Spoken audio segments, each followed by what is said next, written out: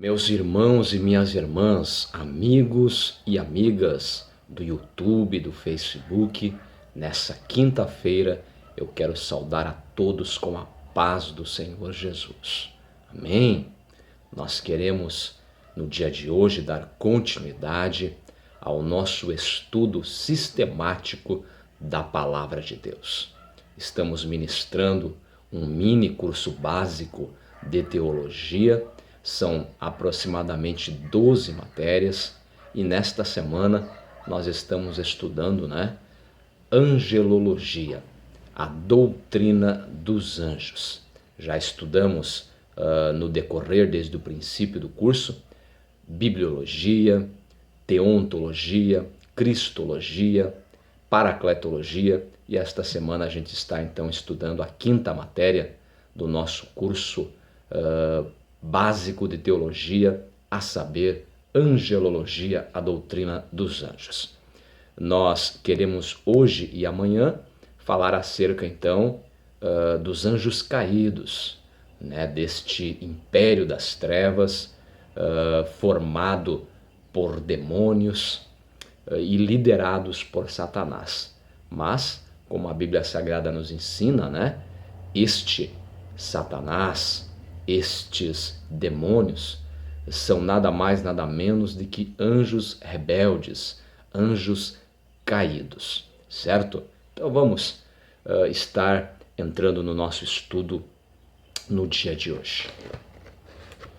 Vamos falar então primeiramente, começando a respeito da queda destes anjos.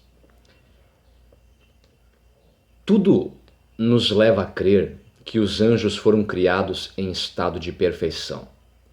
No capítulo 1 de Gênesis, lemos 7 vezes que o que Deus havia feito era bom. No último versículo deste capítulo, lemos: viu Deus tudo o quanto fizera, e eis que era muito bom. Isso certamente inclui a perfeição dos anjos em santidade quando originalmente criados. Algumas pessoas acham que Ezequiel capítulo 28, versículo 15, se refere a Satanás. Mais à frente nós estaremos fazendo leitura deste texto bíblico. Se for assim, ele é definitivamente mostrado como tendo sido criado perfeito.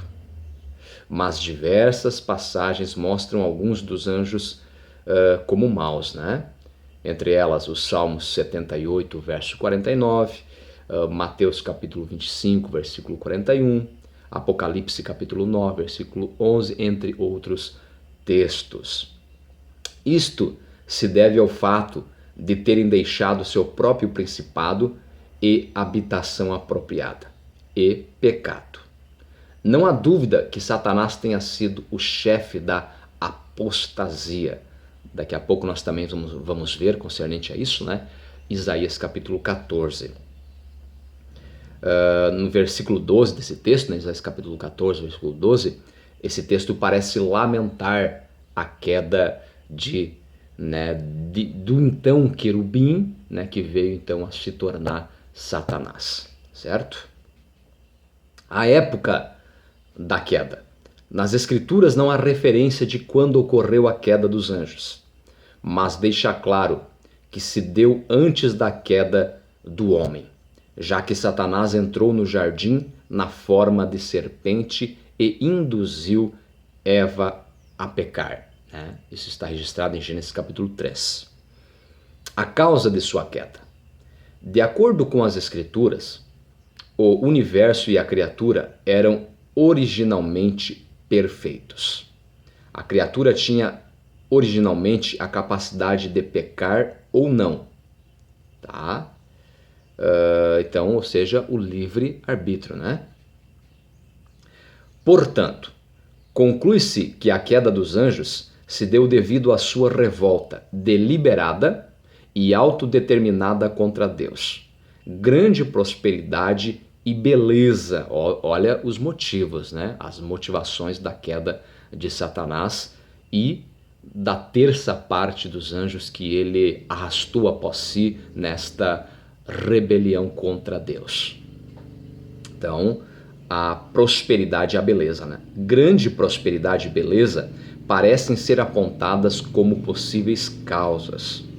Em Ezequiel capítulo 28, dos versículos 11 até o versículo 19, o rei de Tiro parece simbolizar Satanás e disse que ele caiu devido a essas coisas.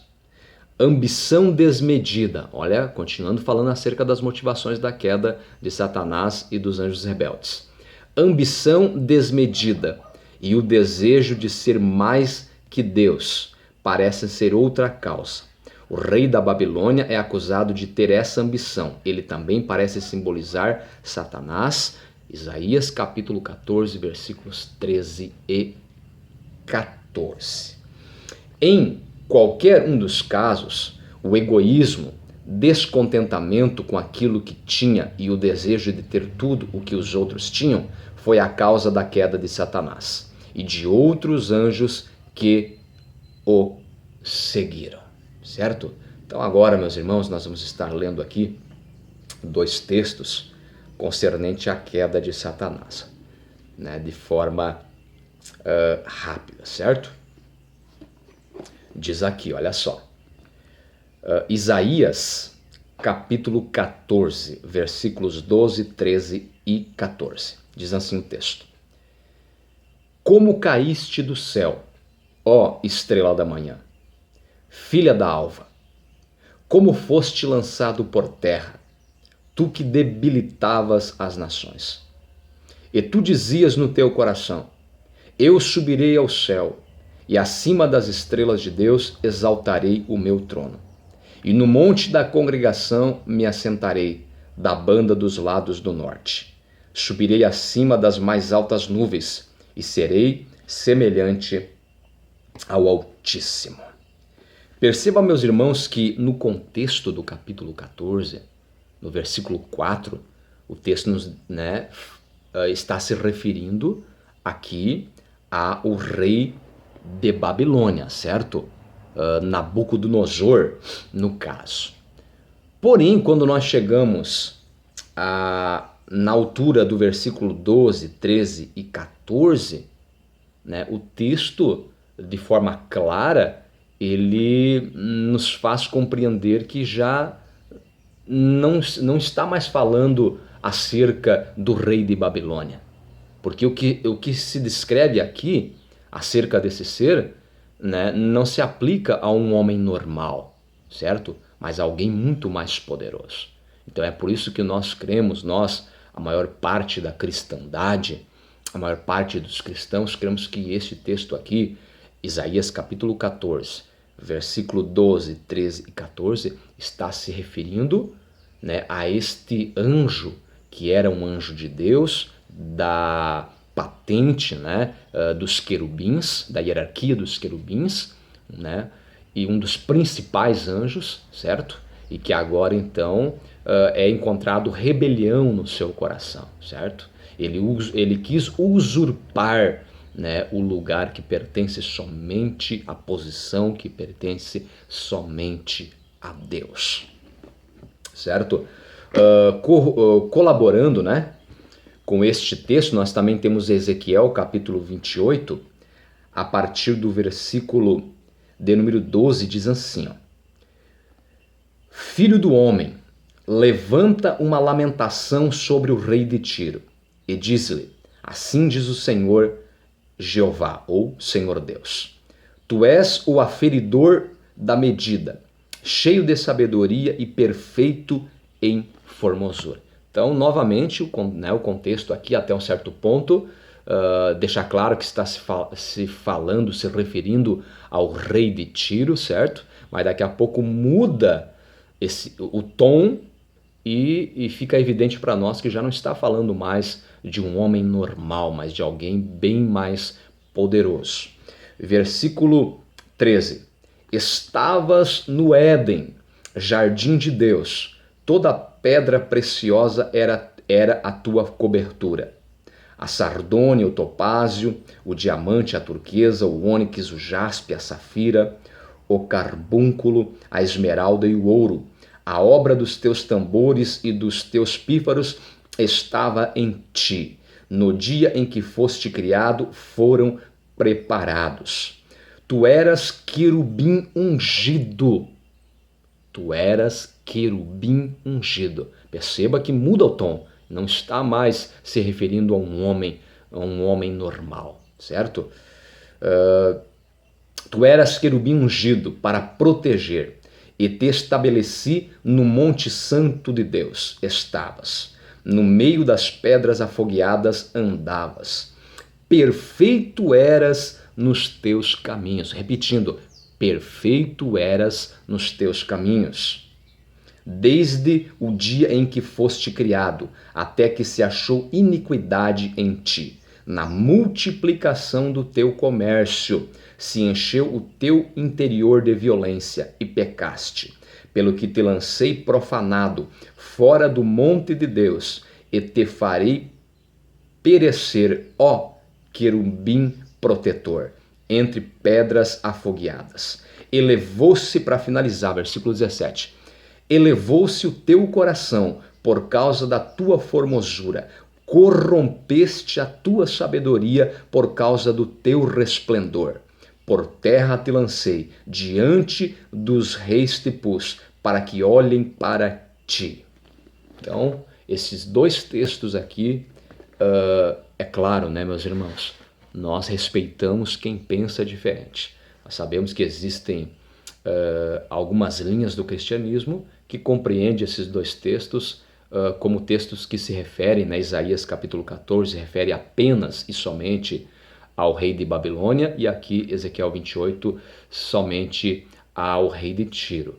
Mas nós, em maioria do cristianismo, nós percebemos, né, que nestes dois contextos chega um ponto em que os versículos deixam claro de forma explícita que não estão mais se referindo a um ser humano, certo? Mas a alguém, um ser muito mais poderoso, certo? E não temos dúvidas de que esses textos estão se referindo a Satanás, que era então, como diz aqui em Ezequiel 28, um querubim, certo? Mas se corrompeu e diz aqui, né, no texto de Ezequiel, capítulo de número 28, versículo 16, na multiplicação do teu comércio. Ou seja, não bastou, ele não se deu por satisfeito em ele querer rebelar-se contra Deus,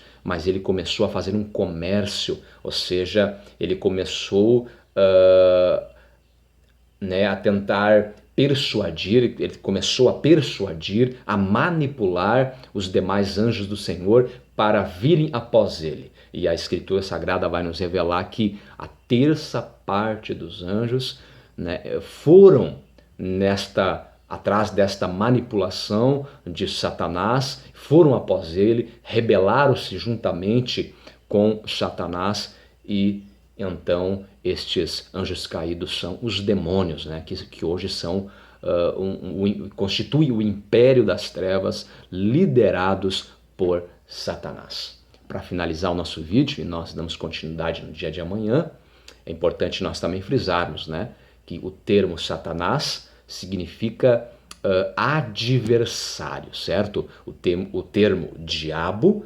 significa acusador, né? Aquele que acusa os servos e as servas do Senhor. E Satanás também possui outros nomes, né? Como Apolion, que significa destruidor, tá? Então, no dia de amanhã a gente vai dar continuidade falando um pouco mais acerca da pessoa maldita de Satanás, dos demônios, daquilo que eles estão fazendo, realizando as suas ações, certo? Que Deus os abençoe na pessoa maravilhosa do Senhor Jesus. A minha oração é que Deus venha guardar você, te proteger, te abençoar, a você e a tua família. Fique com Deus. Até amanhã, querendo o Senhor, em nome de Jesus. Amém.